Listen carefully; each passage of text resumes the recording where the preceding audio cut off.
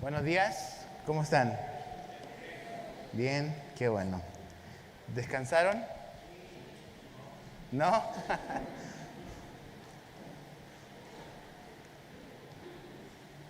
Ok, déjenme abrir aquí.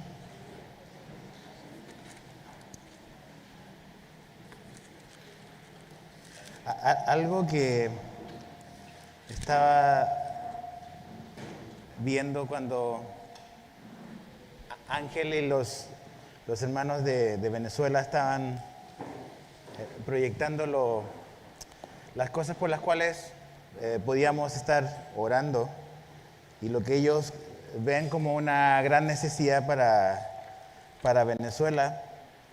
Eh, Ellos hablaban de lo importante que es tener iglesias sanas, ¿no?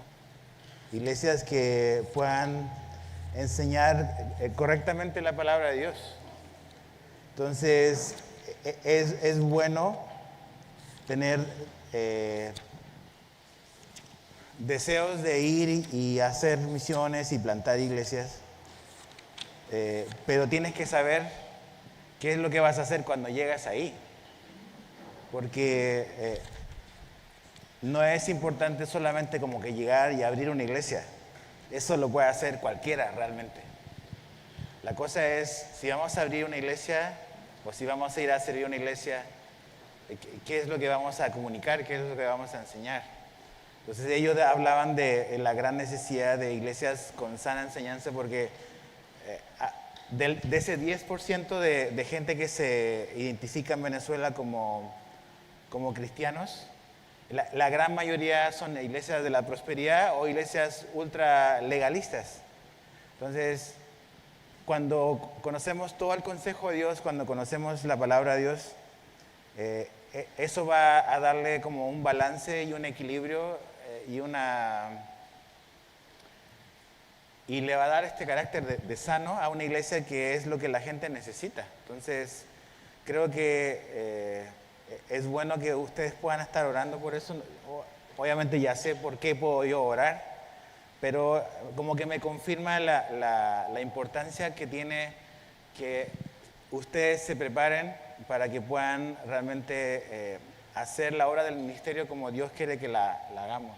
Y cuán importante es las dos cosas a las cuales Pablo le dice a Timoteo y a Tito. Son los mismos problemas en Venezuela. Son iglesias que hay falsa doctrina y el liderazgo es malo.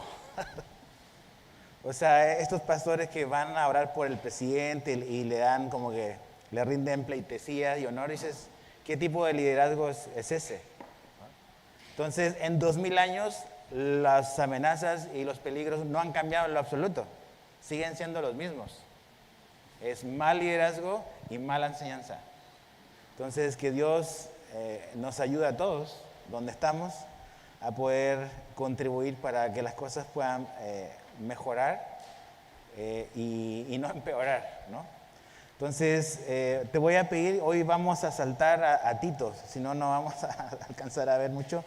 Entonces, abre tu Biblia y vamos a Tito, por favor.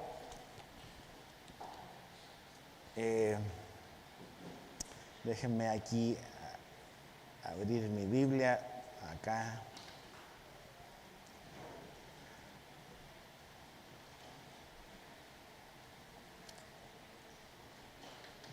Tito capítulo 1.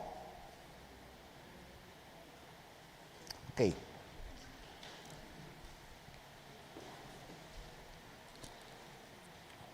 Si alguien de favor puede leerme o leer en voz alta los primeros 4 versículos, eso lo vamos a ver rápido, pero es bueno tener una idea de la introducción.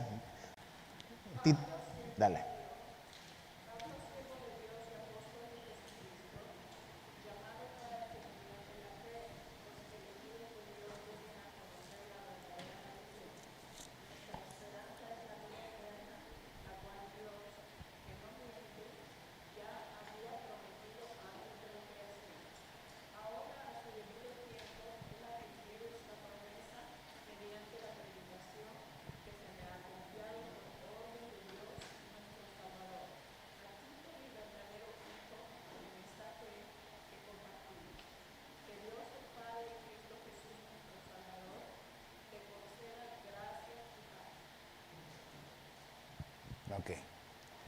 Eh, Pablo es el autor, ya explicamos eso. Tito es el destinatario de esta carta, está dirigida a él como el que está a cargo de la iglesia ahora en Creta, pero básicamente Tito fue enviado ahí a resolver problemas. La iglesia tenía problemas de liderazgo, problemas de falsas doctrinas, lo mismo que le pasó a Timoteo en Éfeso, es la misma situación en Creta, que es donde está Tito en este momento. La fecha aproximada es el 62 después de Cristo, aproximadamente. Ahora, ¿quién era Tito? Tito era un griego que era convertido al cristianismo. Puedes anotar como referencia ahí Gálatas 2:3. Ahí se nos menciona que Tito era un griego que había venido a la fe. Evidentemente era alguien joven, quizás de la edad de Timoteo también. Tito había sido comisionado por Pablo, era parte del equipo pastoral, parte del equipo misionero. Y en 2 Corintios 8:23, Pablo se refiere a él como compañero y colaborador. En 2 Corintios 8:23. Entonces es un compañero, es un colaborador, es parte del equipo que está viajando y está sirviendo las iglesias juntamente con Pablo. Y si te fijas aquí en el verso 4, Pablo también se refiere a él de la misma manera en que se refiere a Timoteo. Dice que Tito es un verdadero hijo en la común fe. O sea, también tenía Pablo esta relación cercana con los hombres que servía. Y como dije el martes, creo que fue, las relaciones son importantes. Las personas con las que servimos no son solamente una herramienta para alcanzar lo que yo quiero alcanzar o como que alcanzar los propósitos de mi ministerio. No podemos ver a las personas como cosas, son personas. Y eso significa que debemos de cultivar buenas relaciones, sanas relaciones y apreciar a la gente por lo que es, no tanto y no únicamente por lo que hace y cómo nos ayuda. Entonces, Pablo lo ve como un verdadero hijo en la fe. Ahora, ¿cuál es el propósito de esta carta? Lo mencionamos también el día martes, pero lo ves ahí en el verso 5. El verso 5 es una buena explicación del propósito de la carta y dice, por esta causa te dejé en Creta. Eso significa que Pablo había ido. Gracias. El café es sana doctrina igual. Sospecha de cualquier pastor que no tome café. Entonces dice, por esta causa te dejé en Creta, o sea, significa que Pablo ya había ido ahí y dejó a Tito, dice, pero ¿para qué lo dejó ahí? Para que corrigiese lo deficiente. Entonces hay cosas deficientes que Tito tiene que encargarse en esta iglesia. Y también dice para que establecieses ancianos en cada ciudad. Ahí está hablando ancianos no de gente mayor de edad, sino está hablando gente, rol pastoral, ¿no? Esa es la idea.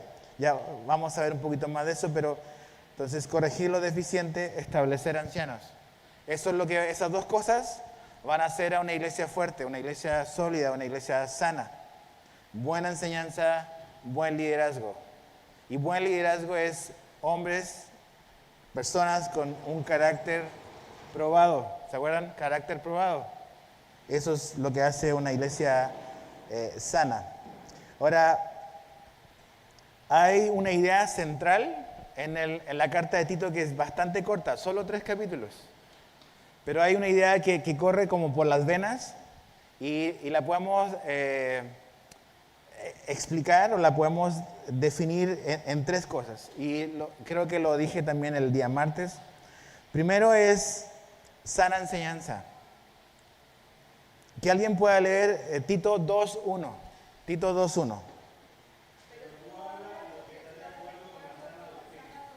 Ok, en estéreo otra vez.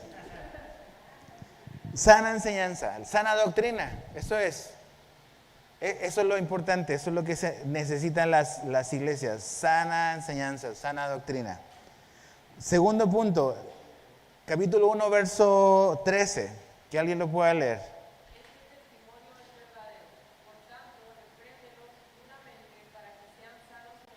Ok. Una sana enseñanza, una sana doctrina va a producir una sana fe. Parte de los problemas en Creta, como en todas partes y como en Éfeso, es que parte de los errores que la gente hace es porque no estaban siendo enseñados correctamente. Entonces, una sana enseñanza va a producir una sana fe o una fe sana. Pero no se queda solamente ahí. Hay un último eslabón, última cadenita, y está en el capítulo 3, verso 11. ¿Quién puede leer el 3:11?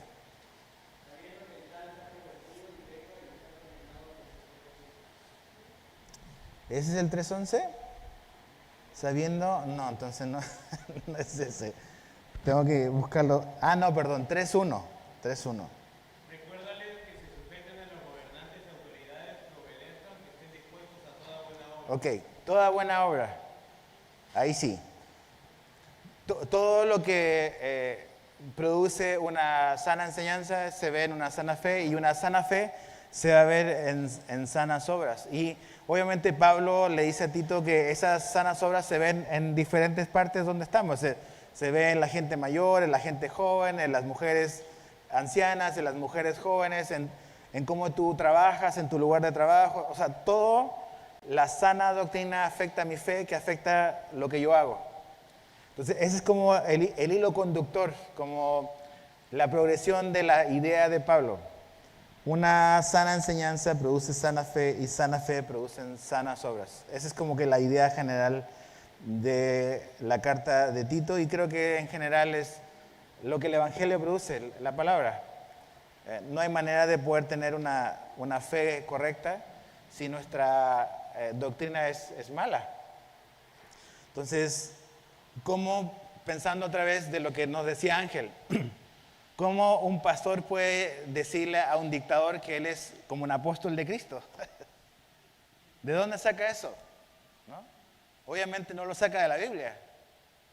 Entonces, lo que creemos y la fe que decimos tener va a estar influenciada o alimentada por de dónde estamos sacando la enseñanza, y va a afectar las cosas que decimos y las cosas que hacemos. Entonces, habiendo dicho eso, fijémonos en algunas cositas del capítulo 1. Dice que él lo dejó ahí para que corrigiese lo deficiente. Entonces, la tarea de Tito, y la tarea de Tito como pastor, era corregir lo que estaba deficiente. Ese término, corregir lo deficiente, es como un término médico. Y la idea es como que rectificar lo que está chueco, rectificar un miembro que está torcido. Es un término médico. Y eso es lo que Tito tiene que hacer. Tiene que ir a esta iglesia. Es una iglesia en problemas. Hay malas ideas circulando. Hay gente difícil. Hay falsos maestros. Entonces, Tito tiene que ir a arreglar el problema o enfrentar el problema que estaba ocurriendo en la iglesia de Creta. Entonces, esto nos habla de que en el ministerio hay desafíos, hay situaciones incómodas que vamos a tener que enfrentar.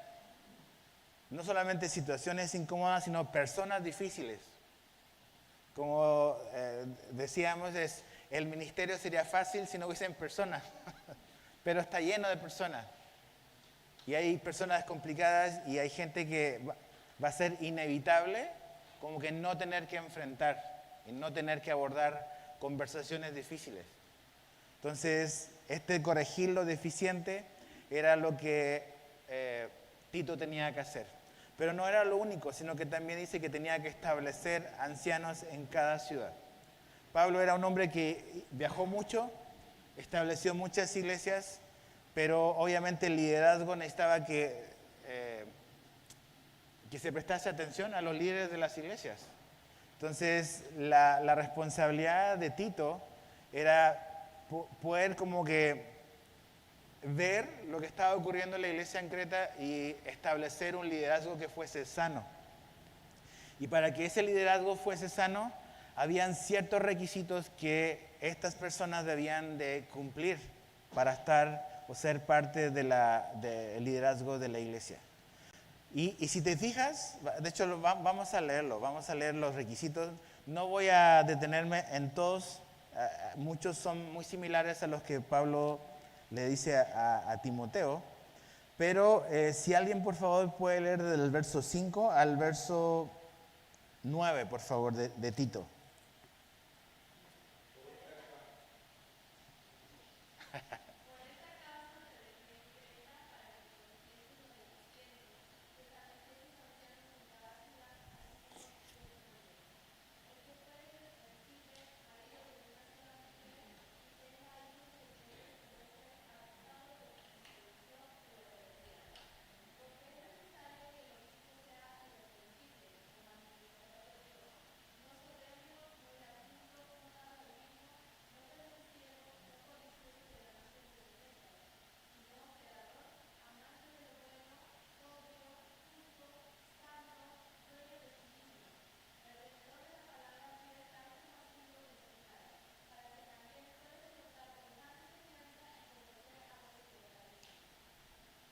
Ok.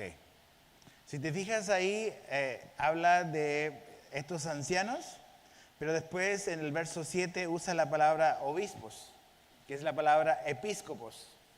Entonces, Pablo no está diciendo que tiene que dejar a gente mayor de edad, no es necesariamente esa la idea, sino lo que está hablando es el tipo de liderazgo, el tipo de pastores que deben de estar, o ancianos, estas palabras que se usan en el Nuevo Testamento intercambiablemente para referirse a la labor del pastor. Entonces, estos ancianos son los que son los obispos, son los pastores, el equipo pastoral que es parte de la iglesia en Creta. Entonces, si te fijas y comparas la lista o los requisitos, son bastante similares a los que Pablo da a Timoteo. ¿De qué nos habla eso? Eso nos muestra que para Dios los requisitos del liderazgo no cambian. No cambian de una ciudad a otra. O sea, lo que Dios le pide a los que están en Éfeso es casi lo mismo que lo que Dios le pide a los que están en Creta. Y lo que Dios le pide a los de Éfeso y a los de Creta es lo mismo que Dios le pide a los de Trujillo. Y lo que les pide a los de Cancún, a los de Buenos Aires, a los de Argentina. Ese es el estándar de Dios, a los de Brasil. Este es el estándar de Dios. Esto es lo que Él define que el perfil de la gente que va a estar en una labor pastoral o que va a estar en un puesto de liderazgo. Sea una mega iglesia o sea una iglesia de campo, el estándar de Dios no cambia. Entonces, eso es muy importante tenerlo en mente. Entonces, hay cosas que Pablo ya le mencionó a Timoteo, que él debe de observar. Nada más aquí me quiero fijar en algunas cosas que como que Pablo expande aquí y que no necesariamente le dice a Timoteo.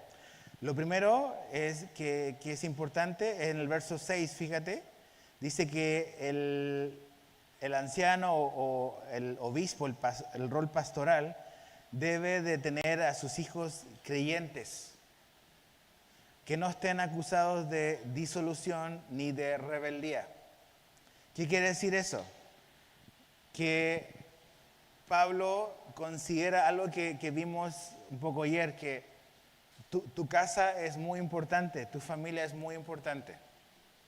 Y un requisito para el rol pastoral y para los ancianos, para los episcopos, para todas estas figuras de liderazgo pastoral, es que sus hijos deben ser creyentes. Esa es la idea. Entonces, no podemos descuidar nuestra familia. Tú no puedes descuidar tu familia por nada más atender el ministerio. Y creo que algo que no debemos de olvidar es que la vida cristiana, la vida de seguir a Jesús, comienza en nuestra casa. Comienza en nuestra casa. Ahí comienza todo. Como que de lo más cercano que tenemos a lo más grande. generalmente ves como ese patrón en la Biblia, ves ese patrón. ¿Se acuerdan? Primero ellos iban a estar en Jerusalén y después iban a ir saliendo hasta que llegaran al fin del mundo. Entonces a veces queremos partir por lo lejano, por lo que está más lejos de nosotros, y se nos olvida que nuestra primera responsabilidad es lo que tenemos más cerca, es nuestra familia. Entonces un pastor o un líder debe de estar consciente de que sus hijos y la manera en que cómo viven sus hijos es importante. Los hijos de un pastor son lo peor. ¿Han escuchado esas cosas? Todas estas frases clichés que hay de los hijos de los pastores. Y sí los hay, pero yo conozco muchos hijos de pastores muy buenos. Entonces, pero aquí evidentemente Pablo habla de que un pastor debe de prestar atención a cómo están caminando sus hijos. Dice que deben ser creyentes. Deben ser buenos ejemplos de obediencia y de dedicación. Ahora, creo que esta recomendación o este requisito tiene que ver cuando los hijos están en la casa todavía. Cuando ya un hijo sale de la casa, pues ya no está bajo tu jurisdicción, por decirlo de alguna manera, bajo la autoridad de un papá y una mamá. Entonces creo que Pablo está refiriéndose a el testimonio que el pastor tiene en su casa cuando sus hijos están en su casa. Ya lo que ocurra después es doloroso, pero ya no está bajo la jurisdicción, por decirlo de alguna manera, del pastor como papá. Pero este factor, otra vez, muchachos, a lo mejor estás soltero y es bueno, y Pablo dice que es bueno cuando eres soltero servir al Señor. Pero si algún día formas una familia, o a lo mejor ya tienes una familia, no puedes descuidar a tu familia por enfocarte solo en el ministerio. Es evidente que tanto en la lista de Timoteo como en la lista de Tito, Pablo considera y Dios considera muy, muy importante cómo tú llevas tu familia, cómo llevas tu matrimonio, cómo llevas a tus hijos. Entonces, creo que cuando una persona viene a la iglesia conmigo y dice, yo quiero servir, yo puedo hacer esto, es bueno, y yo lo hago, ¿cómo es su interacción con sus hijos? ¿No? Es un buen indicador de dónde está esa persona, cuál es el carácter que tiene, cuando empezamos a observar esas cosas. Ahora, no lo digo nada más para que tú empieces a mirar a los demás, es tú cómo llevas a tus hijos, cómo tú cumples con tu rol, yo con el mío, de entender de que para Dios es muy, muy importante tu familia. Lo segundo que quiero que veamos, que no vemos en Timoteo, dice, porque es necesario que el obispo sea irreprensible como administrador de Dios, dice el verso 7. Entonces, habla de ser irreprensible, pero lo conecta con la administración. Entonces, el pastor o el rol pastoral o el rol de liderazgo en una iglesia implica ser un administrador. ¿Cuál es la diferencia entre un administrador y un dueño de una empresa? ¿Es lo mismo o es diferente? ¿Es qué? Diferente. ¿Cuál es la diferencia? ¿O cuáles son las diferencias? Claro, uno administra los bienes de otra persona, exactamente. Esa es la gran diferencia. Ahora, hay dueños que son los propios administradores, ¿verdad? Pero la idea de administrar es básicamente como que cuidar algo que no te pertenece. Algo que no te pertenece. Entonces, esto es muy importante. ¿Y por qué es importante saber esto? Porque a veces cuando estás como que en roles de liderazgo, es fácil a veces comenzar a sentirte dueño de las cosas, de las personas. Pero no somos dueños. No somos propietarios de la gente, no somos dueños de absolutamente nada. Somos simplemente administradores. Entonces, ¿qué significa eso? Que un administrador o nosotros, si estamos en un rol de liderazgo, simplemente estamos cuidando lo que Dios puso en nuestras manos. Tenemos que usarlo y usarlo bien. ¿Y cuál es la característica más importante que debe tener un administrador? Es fidelidad. Esa es una de las palabras favoritas de Pablo, fidelidad o fiel. Y creo que esa es la característica más importante que debe tener un administrador. Dice que sea irreprensible, o sea, tiene que ver con fidelidad. Fidelidad. Ahora, que alguien pueda buscarme en 1 Corintios 4, 1 y 2. 1 Corintios 4, 1 y 2.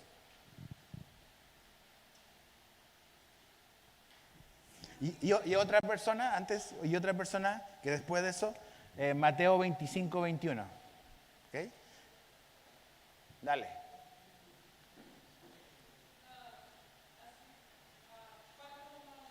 Sí, 1 Corintios 4, 1 y 2.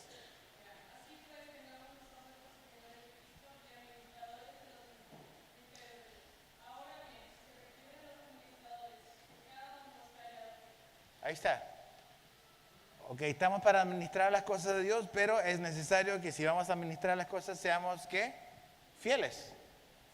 Fieles. Mateo 25, 1.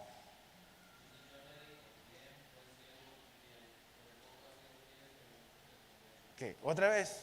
Hasta ahí. Gracias. Fiel. Fiel. Entonces, Dios te ha confiado y te ha dado, te ha delegado, te ha prestado un montón de cosas.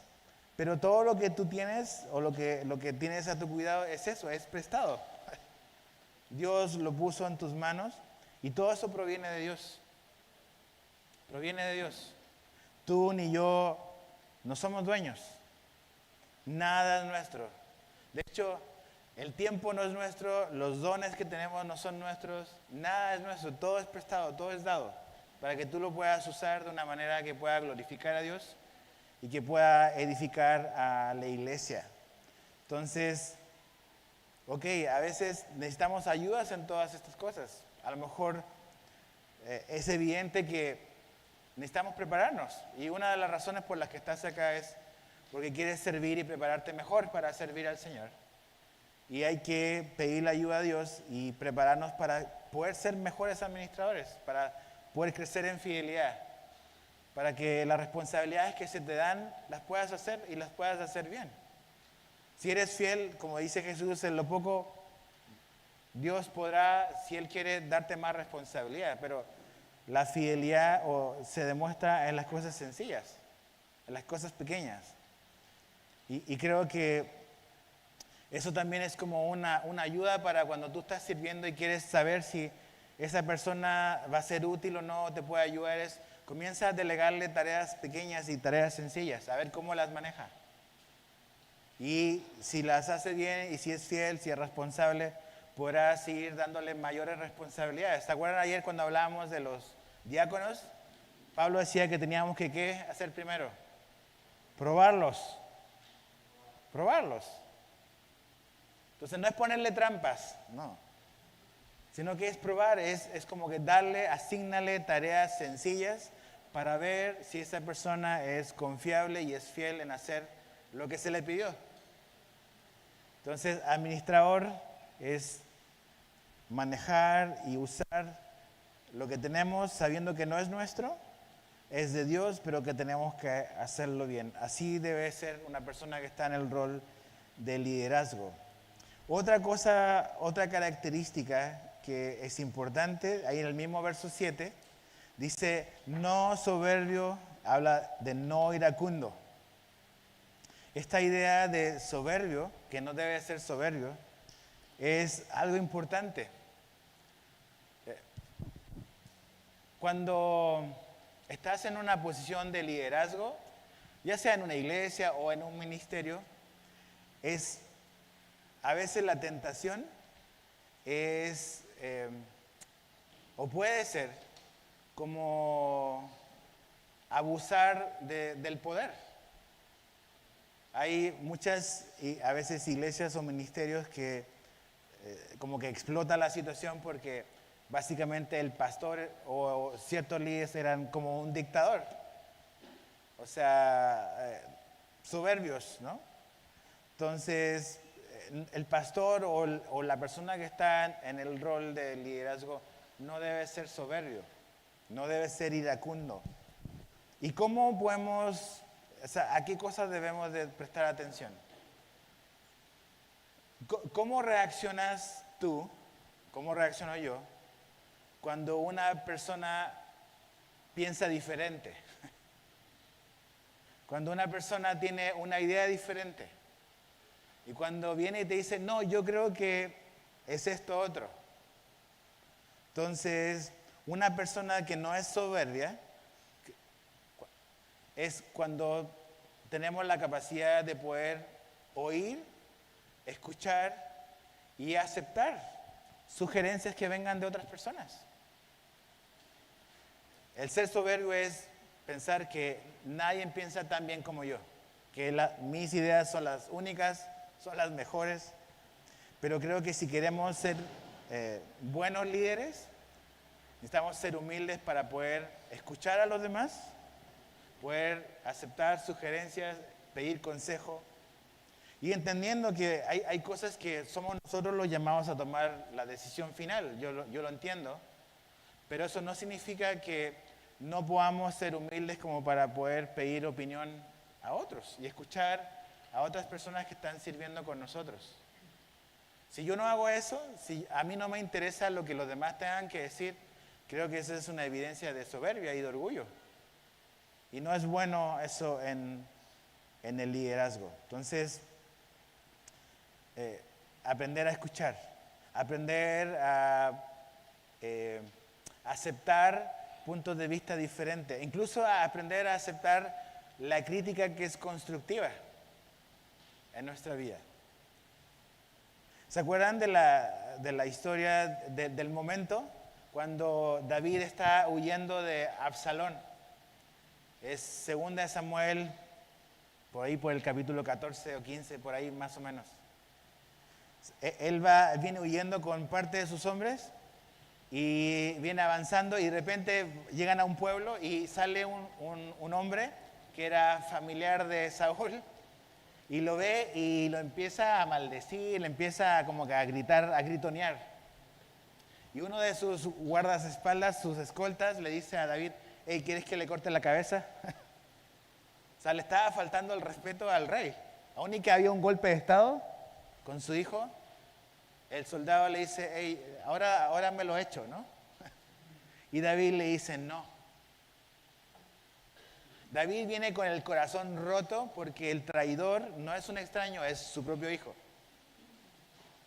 Y David le dice, no, porque incluso a lo mejor, estoy parafraseando, Dios me puede decir algo a través de este hombre que me está insultando.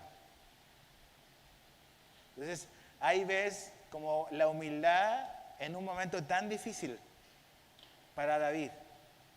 O sea, si yo vengo y me pasa eso, vengo enojado, vengo triste y ¿qué es lo que hago o cómo reacciono? No en los mejores momentos de mi vida, sino cómo reacciono en los peores momentos de mi vida. Porque todos, cuando todo está tranquilo, podemos ser muy, muy amorosos, muy lindos. Pero realmente lo que somos se demuestra cuando las cosas o las papas están ardiendo. Entonces, C.S. Lewis, un escritor y pensador cristiano, decía que los cristianos somos como bolsitas de té. Como buen inglés que toma té, él decía, somos como bolsitas de té. No sabemos de qué estamos hechos hasta que se nos pone sobre agua caliente. El agua caliente va a demostrar lo que realmente hay en nosotros. Entonces, creo que aprender a escuchar a los demás, incluso a aceptar la crítica constructiva, o la que es destructiva. ¿Cómo vamos a administrar eso? ¿Cómo vamos a reaccionar a eso? Es algo que necesitamos pedir la ayuda a Dios para que nos dé un corazón humilde y no ser soberbios. La idea que después dice en el mismo verso 7, la tercera parte dice, no iracundo, creo que tiene que ver un poco con lo mismo, es no te puedes enojar fácilmente y durar mucho tiempo en el ministerio. En el ministerio van a haber muchas cosas que potencialmente te pueden enojar, te pueden como que sacar de casillas. Por eso no podemos ser iracundos.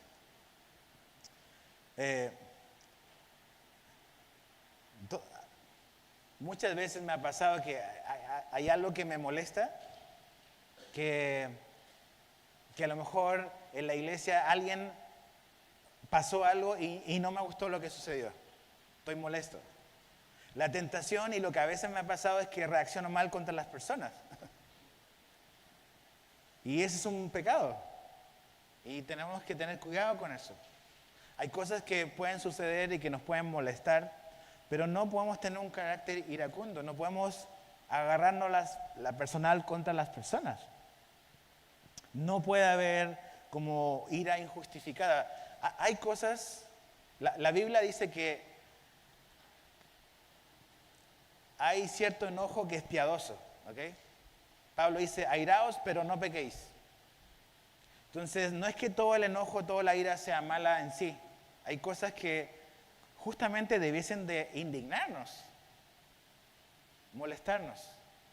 O sea, lo que mostraban de estos lugares de tráfico de niños, eso debiese provocar una ira santa en nosotros, como creyentes.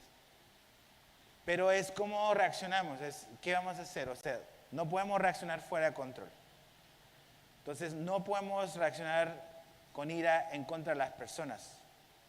Y si vamos a tener un ministerio longevo, si queremos longevidad en el ministerio, necesitamos entender de que no podemos reaccionar así contra la gente. Muchos pastores, este hombre que les mencioné ayer o anteayer, este pastor muy famoso hace 10 años atrás, Mark Driscoll, su problema era su ira. Otro pastor muy famoso hace 10 años atrás, llamado James MacDonald, muy famoso, una iglesia muy grande en Estados Unidos, su problema era la ira. Y la gente lo empezó a grabar en las reuniones de staff, cómo le gritaba a los maestros del ministerio de niños, y eso lo descalificó del ministerio. No fue adulterio, no fue problema de dinero, fue problema de ira. Entonces, a veces esos pecados que uno considera como no tan graves como el adulterio, te pueden costar tu ministerio. Entonces tenemos que prestar atención a nuestro carácter, otra vez carácter, no iracundo. Tenemos que someter nuestras emociones al control del Espíritu Santo. En el verso 8, dice, habla de hospedador, dice amante de lo bueno. Esto no lo pone en Timoteo. ¿Qué quiere decir eso, amante de lo bueno? O sea, creo que debemos de rodearnos de cosas buenas, debemos de, como dice Pablo en Filipenses, todo lo que es bueno, todo lo que es justo, en eso pensad. ¿Qué cosas en nuestra vida, qué cosas en tu vida básicamente están contaminando tu mente? ¿Qué amistades, a lo mejor en lugar de edificarte, yo sé que estás en un ecosistema ahora súper protegido en el instituto, pero esto es una burbuja. Un día vas a salir de acá. El mundo real está allá afuera, no aquí adentro. ¿Qué vas a hacer cuando vuelvas afuera? Las amistades, lo que vas a ver, lo que vas a oír. Entonces, amante de lo bueno, amante de las cosas buenas, buenos libros, buena música, cosas que edifiquen tu intelecto, tu mente. También dice ahí en el verso 8, habla de ser justo. Eso tiene que ver con ser recto. Habla de integridad. La idea de integridad es que cada una de nuestras partes de lo que somos sea iguales, esté completa. Entonces, alguien recto puede ser o íntegro,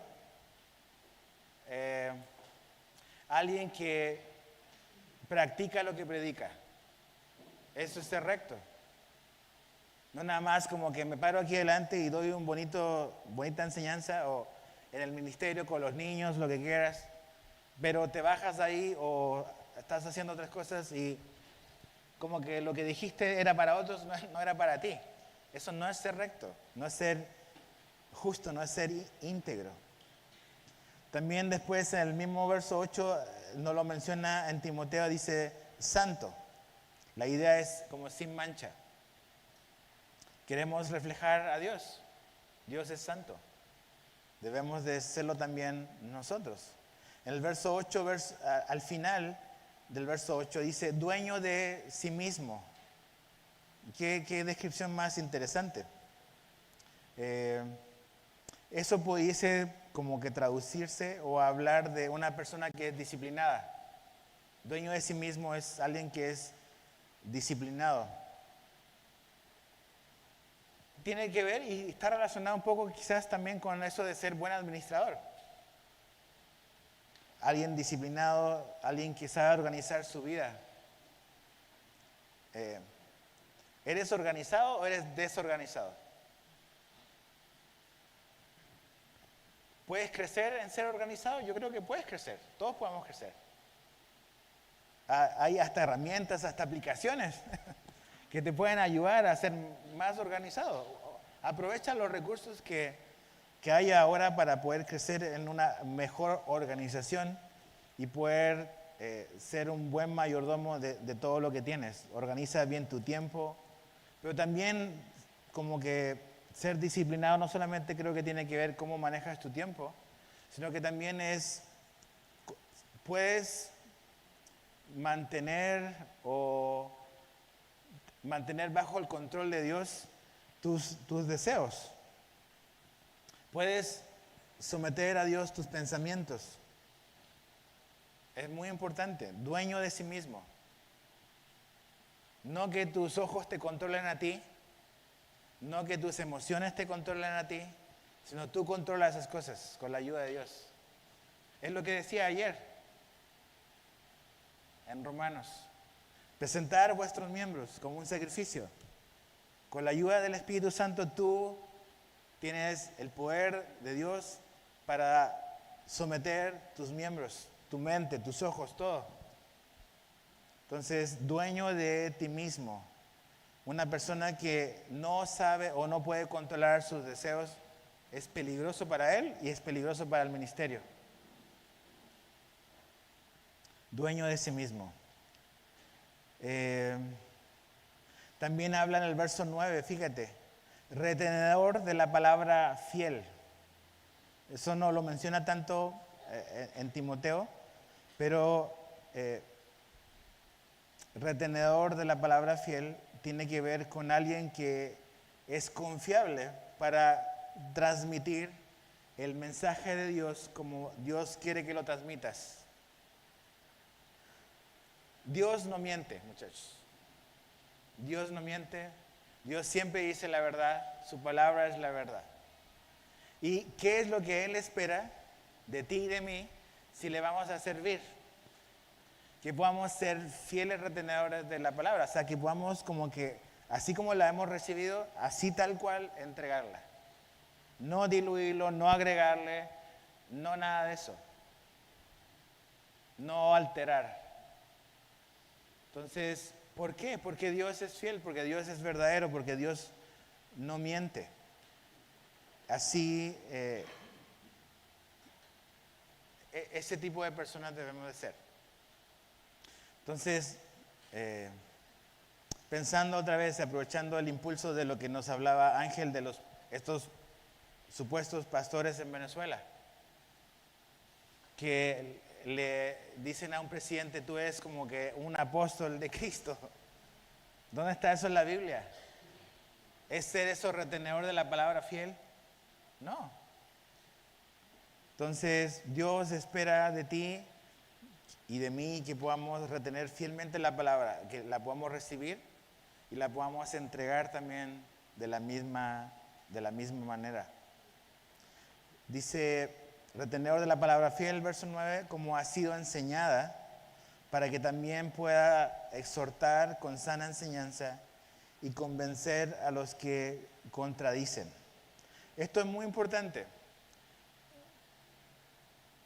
¿Cuál es el problema que tiene Tito en Creta? ¿Cuál es el problema de la iglesia en Creta?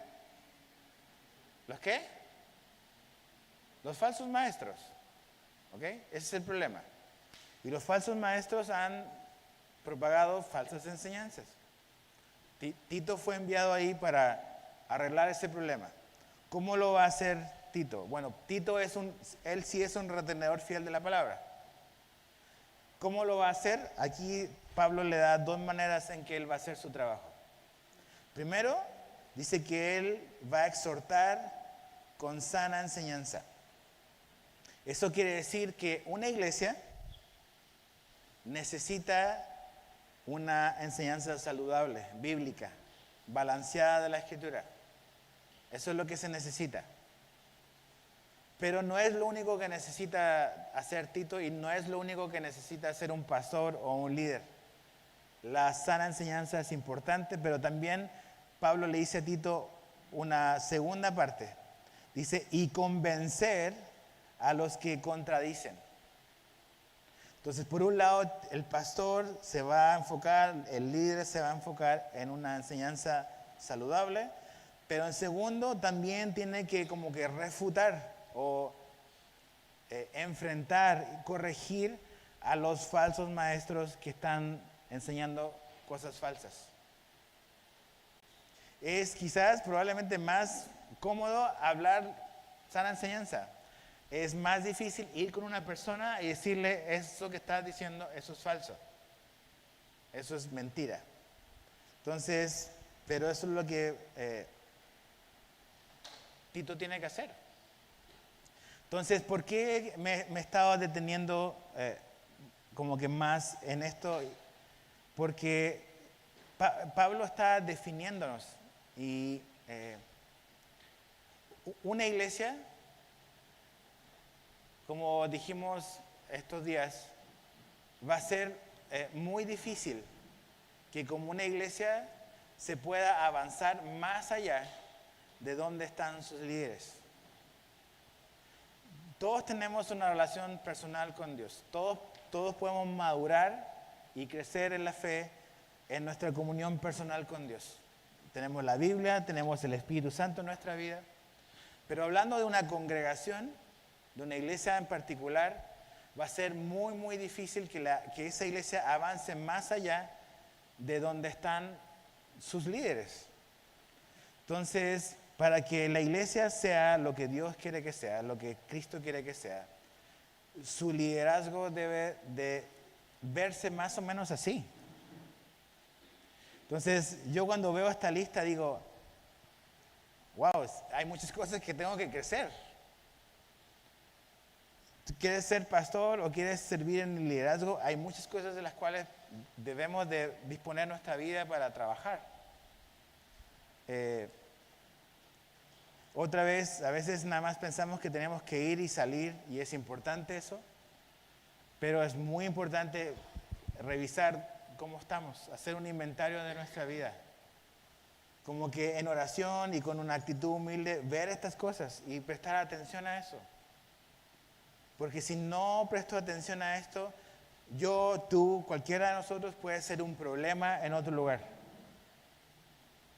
Si nosotros también ponemos a personas en el ministerio y les damos responsabilidades y ellos no están creciendo en estas cosas, tarde que temprano vamos a tener que apagar un incendio y eso va a causar mucho dolor.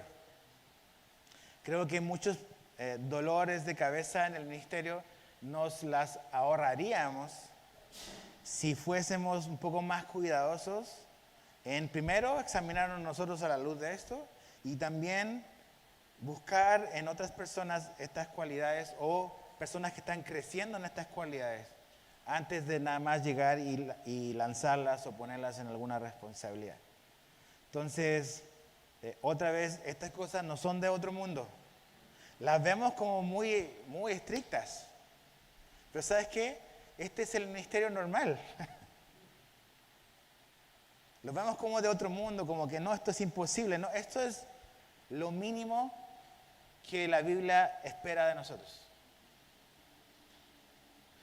Cuando tú lees el libro de los Hechos y lo que los cristianos hacían en el libro de los Hechos, tú dices, wow, eso era algo extraordinario. No, esa es la vida cristiana normal. Esa es la vida cristiana normal. Entonces, ¿cuál es la vida de alguien que quiere servir en el ministerio normal? Así se debe de ver una persona. Ahora, si somos sinceros, dices, ¿nos faltan muchas cosas de esto? Absolutamente. Yo no estoy aquí como que hablándole así para abajo, ustedes. O sea, yo veo esto y digo, wow, hay muchas cosas de las cuales debo de poner atención en mi vida. Y obviamente, yo entiendo que Dios nos trata con gracia y también el momento en el que estamos en nuestro andar con el Señor, algunos tienen menos tiempo caminando con el Señor, otros tienen más tiempo caminando con el Señor. Para los que tienen o los que tenemos más tiempo caminando con el Señor, creo que la exigencia es mayor. Pero aún así, Dios creo que nos muestra estas cosas en su amor para que podamos prestar atención a esto. No queremos dañar a la gente, no queremos lastimar a la gente que vamos a servir. No me recuerdo, ¿cómo se llama el muchacho que subió primero? ¿José? José decía, y me dijo después ahí, que la gente en Venezuela, cuando ve a esta gente en la televisión que hace estas cosas con el presidente y esta iglesia que básicamente está alineada con un gobierno represor y dictador, lo que eso produce en la gente que no conoce a Cristo y en otros cristianos no es ánimo, es desánimo.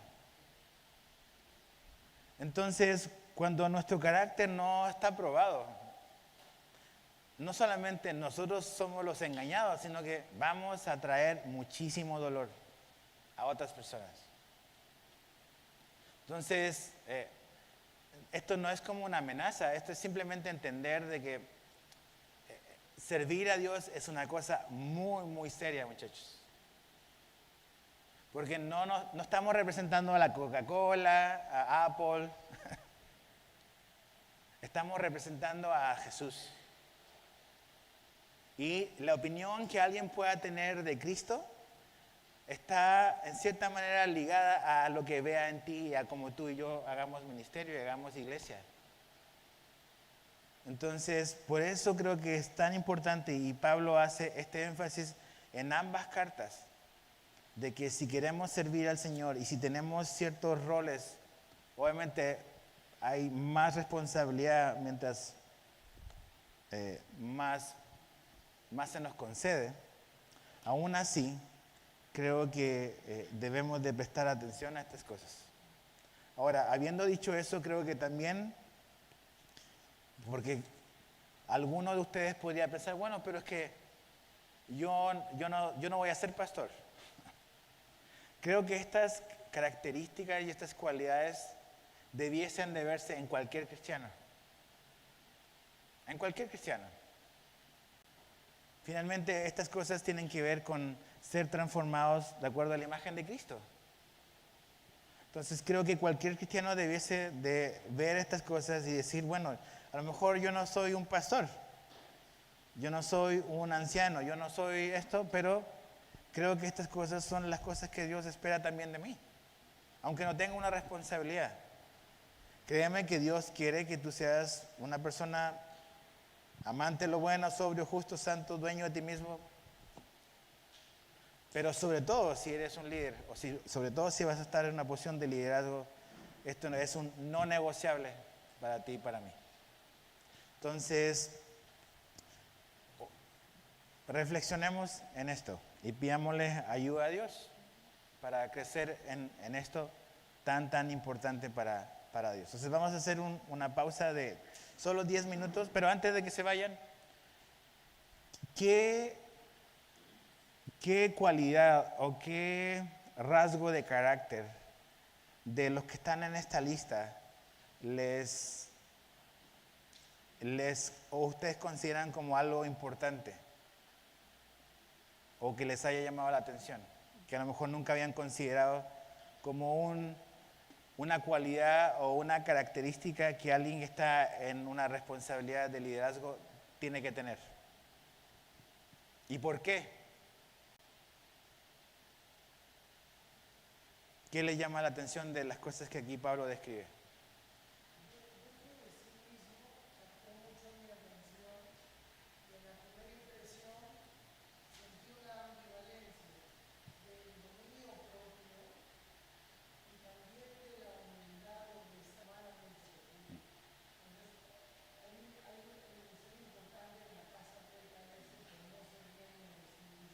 Ya, sí.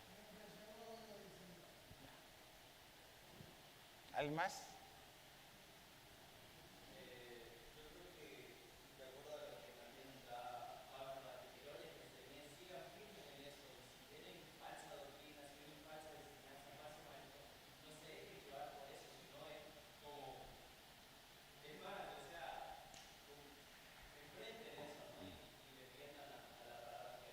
Ya. Algo importante que es cuando uno está comenzando o a veces cuando se es joven, a mí me pasaba que como que había como que celo por las cosas como de Dios y la verdad, y a veces en lo que yo me equivocaba era en tener como que defender la verdad o defender las cosas de la palabra, pero hacerlo con una mala actitud, ¿sabes? Entonces creo que debemos de ser cuidadosos. Yo sé que es en otro contexto, pero Pedro habla de que debemos de presentar defensa de la esperanza que hay en nosotros, pero dice que lo debemos hacer con toda mansedumbre. Entonces es importante tener como que un celo por la verdad y un celo por la palabra de Dios y estar como que dispuesto a aguantar ahí. Pero creo que también es importante hacerlo con una actitud de mansedumbre, ¿no? Y poder como que reflejar el carácter de Cristo, otra vez, no iracundo, ¿no? Entonces, es animar a que permanezcamos en la verdad, pero sin tirar por la borda nuestro temperamento, ¿no? Sin perder el control, sin no tener dominio propio. Y cuando se es joven, como muchos de ustedes lo son, a veces ese celo por la verdad los puede llevar a perder a veces el temperamento, ¿no? O sea, hoy en día ves mucha gente en YouTube haciendo cosas y diciendo y peleándose con todo el mundo porque son como que los guardianes de la doctrina. Pero realmente hay una muy mala actitud. A lo mejor pueden estar a lo cierto de lo que están diciendo, pero no lo hacen con un espíritu manso. Entonces, tener un equilibrio es muy importante, muchachos. Queremos defender la verdad, queremos defender la palabra de Dios, pero siempre con un espíritu de mansedumbre, con actitud de mansedumbre. Una persona decía que no sacamos nada con ponerle una flor a una persona para que la huela si antes de eso le cortaste la nariz. No va a poder percibir el olor porque le cortaste la nariz antes. Y él decía que muchas veces le estamos presentando la verdad a una persona, pero nuestra mala actitud y nuestra violencia les cortó la capacidad de apreciar lo que les vamos a mostrar. Entonces, que Dios nos ayude a amar la verdad, a amar la palabra de Dios, a amar la sana doctrina, pero también tener la humildad de poder expresar esa verdad de una manera humilde, ¿no? Una persona que se enoja fácilmente y nada más quiere imponer la verdad, lo que a mí a veces me demuestra es que tiene poco conocimiento y nada más cuando lo sacas un poquito de donde está y no sabe cómo responder, va a tender a enojarse. Pero si sabemos y entendemos lo que conocemos, vamos a poder explicar la verdad con amor y vamos a ganar un adversario. Entonces, de hecho, es interesante que Pablo aquí dice, cuando habla de eso, de que tiene que ir y enseñar la sana enseñanza, y dice que convencer a los que contradicen. O sea, el primer intento de la persona que está en error es que tú lo puedas rescatar del mal error. No es darle una patada y que se vaya. Eso es lo que queremos, eso es lo que a veces yo quiero hacer, la verdad. No, ya vete. No, dice que tenemos que convencerlo, sacarlo de su error, o sea, ganarlo. ¿Y cómo lo vas a ganar? Con la verdad, pero también con un corazón humilde. Entonces, eso es lo primero. Ya al final, después, llegas al final de Tito y dice, al que te causa división después de una o dos veces, ya deséchalo, ¿verdad? Pero antes de desecharlo, tienes que tratar de convencerlo y sacarlo del error. Y lo sacas del error con la verdad y con una buena actitud, con actitud mansedumbre. ¿Va? Bueno, vamos a hacer una pausa. 10 minutitos, 11:20 estamos de vuelta, ¿va?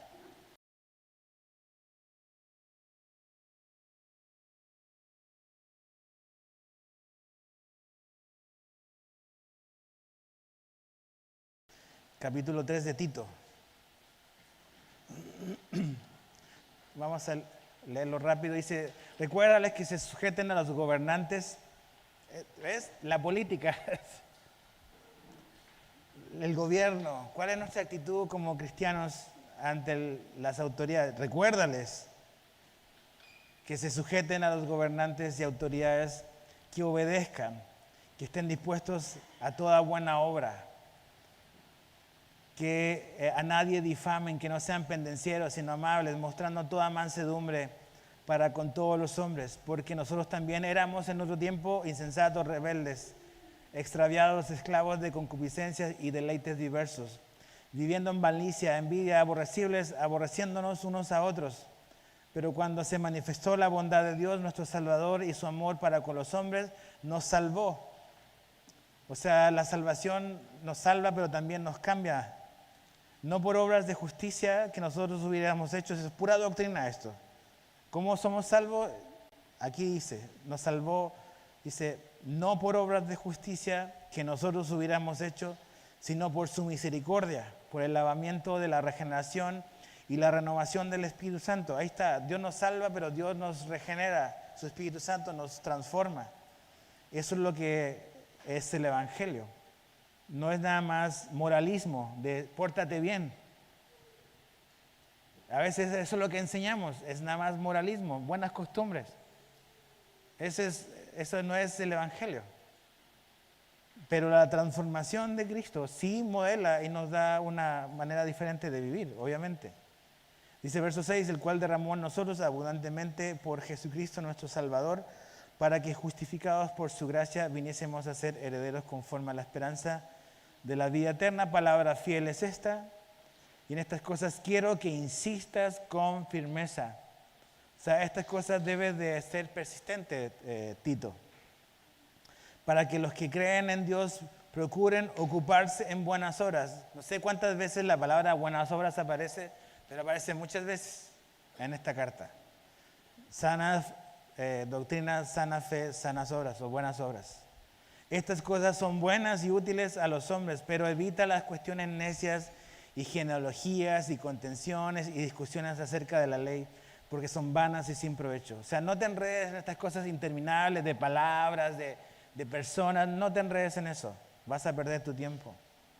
Dice, el hombre que causa divisiones después de una y otra amonestación, o sea, 2 amonestaciones, a la tercera dice, deséchalo. Ok, ¿cómo comenzó Pablo al inicio? Ve y instrúyelo y trata de sacarlo del error. Pero al final termina diciendo, ok, a la tercera ya mejor que se vaya a otra parte. sabiendo que el tal se ha pervertido y peca y está condenado por su propio juicio. Y después es como que las instrucciones finales, pero algo que quería mencionar, está ahí cuando habla en el verso 1 de que les recuerde a ellos que se sujeten a las autoridades.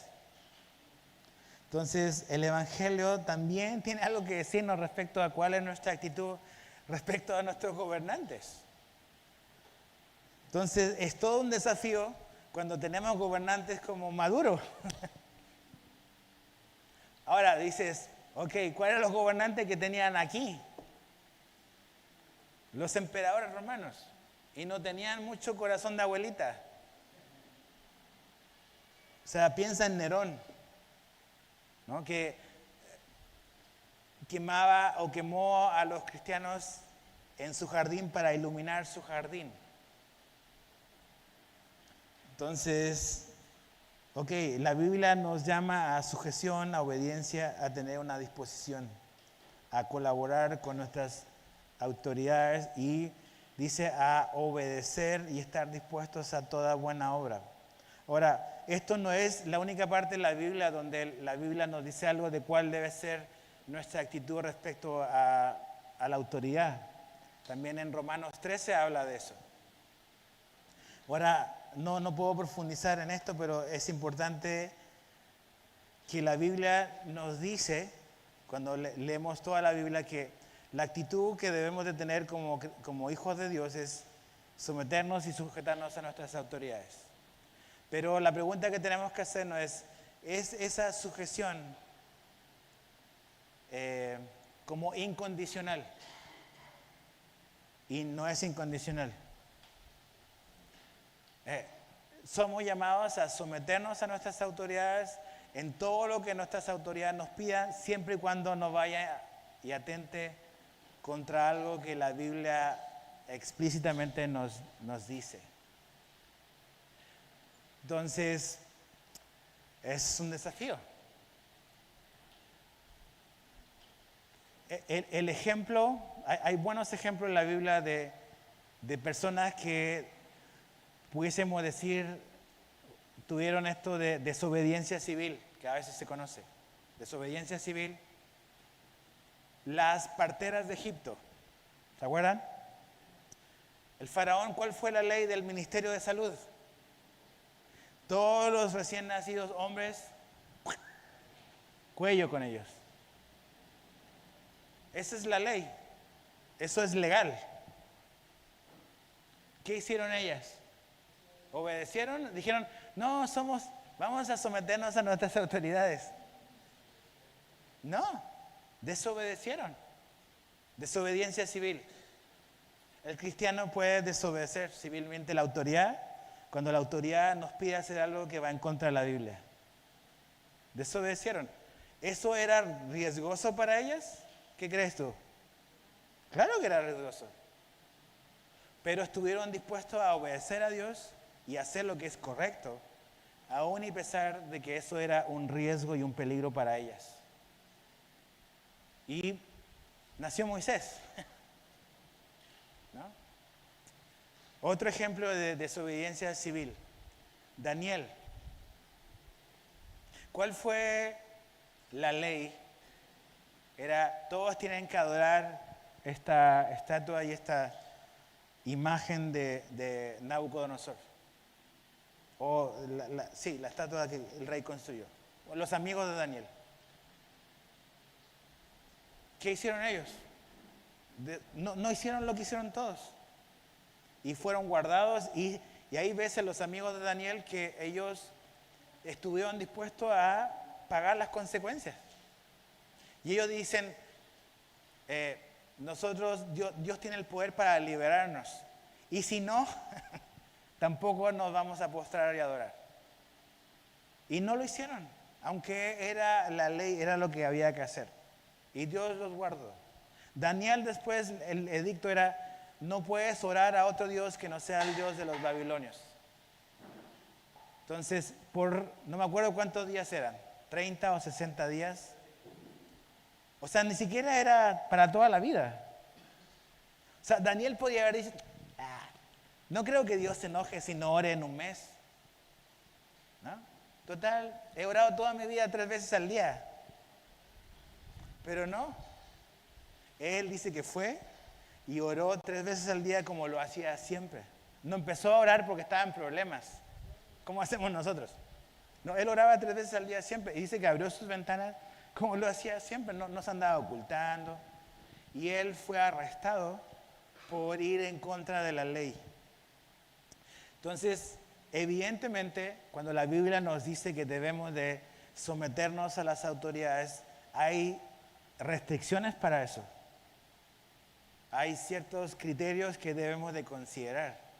Si lo que la ley quiere imponerme es algo que la Biblia me dice que eso es pecado, yo estoy en la obligación de desobedecer a la autoridad. Pero si lo que la ley me pide no es algo que la Biblia explícitamente me dice que eso es pecaminoso, mi responsabilidad es colaborar. Colaborar con la ley. Ahora, en cosas de impuestos me podrá desagradar la ley, lo que hay que pagar, pero no es algo necesariamente, o al menos explícitamente pecaminoso. Pero entonces, cuando aquí Pablo le está diciendo a Tito que les recuerde que se sujeten a los gobernantes, recuerda, ellos no están en una situación muy favorable. Aún así, él les anima a tener una actitud de colaborar con las autoridades. Como vimos en 1 Timoteo, ¿a qué animó Pablo a Timoteo a orar por las autoridades? Los que están en gobierno, debemos de orar por ellos para que no sean un estorbo para el plan de la iglesia de continuar. Entonces, vamos a parar acá. Hasta aquí lo vamos a dejar de Tito. Sé que en la tarde hay otro módulo, ¿verdad? De 2 a 4. Entonces, nada más recordarles del libro que tenían que leer. Vamos a separar la mitad de eso para dividirnos en grupos pequeños y que ustedes puedan dialogar y compartir lo que leyeron y como que edificarse mutuamente. ¿Qué es lo que Dios les habló de lo que está en el libro? Y poder tener como que retroalimentación entre ustedes de lo que leyeron.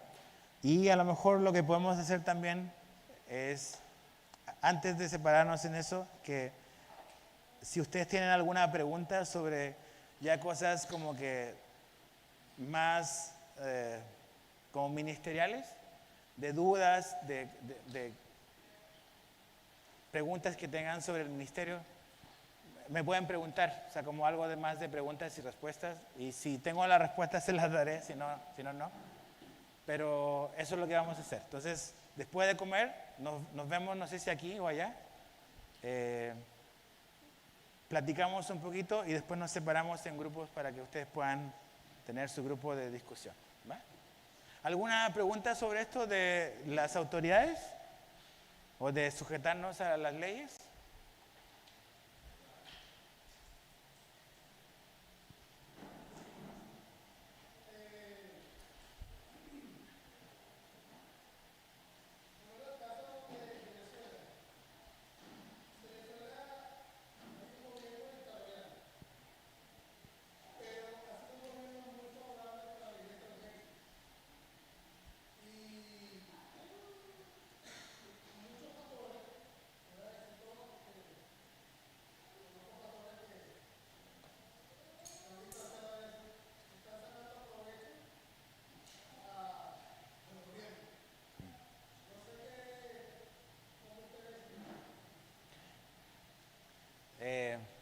Es lo mismo que pasa con la iglesia en China. O sea, en China hay una iglesia oficial y una iglesia extraoficial.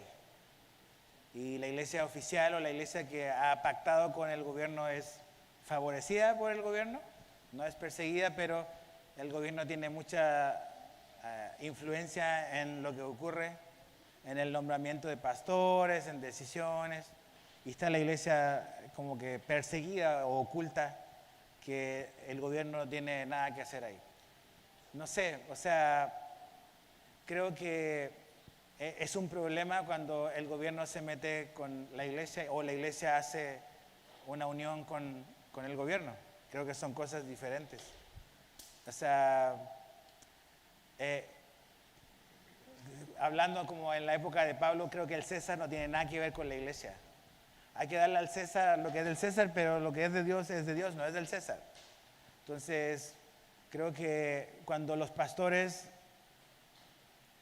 quieren involucrarse en cosas de política, empiezan a meterse en un terreno de, como digo, de tejado de cristal, muy, muy peligroso, porque nada es gratis, ¿no?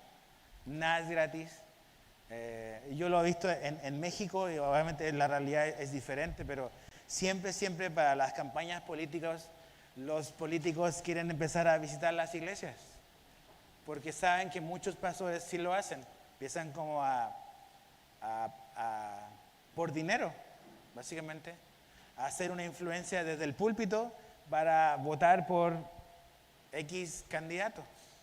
Entonces creo que Dios no nos ha llamado a eso. Creo que nuestro enfoque como pastores o como líderes no es hacer alianzas con el gobierno. O sea, nuestra dependencia es de Cristo.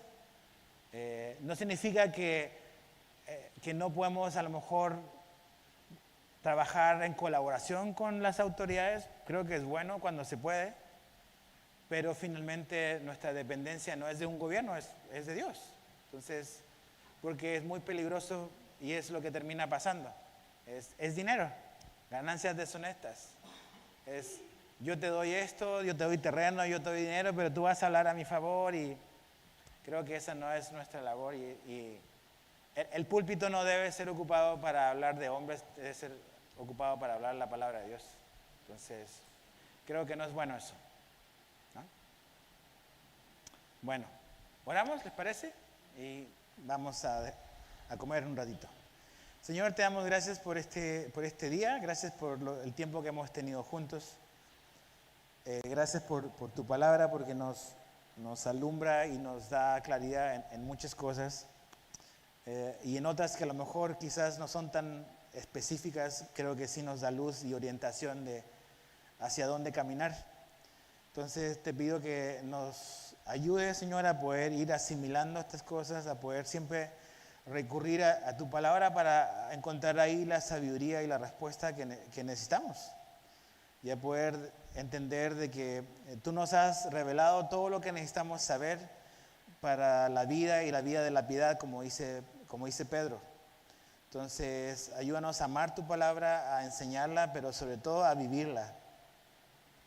A que como siervos tuyos podamos ser congruentes con lo que decimos creer, porque de esa manera, Señor, no vamos a traer descrédito a ti, vamos a silenciar al enemigo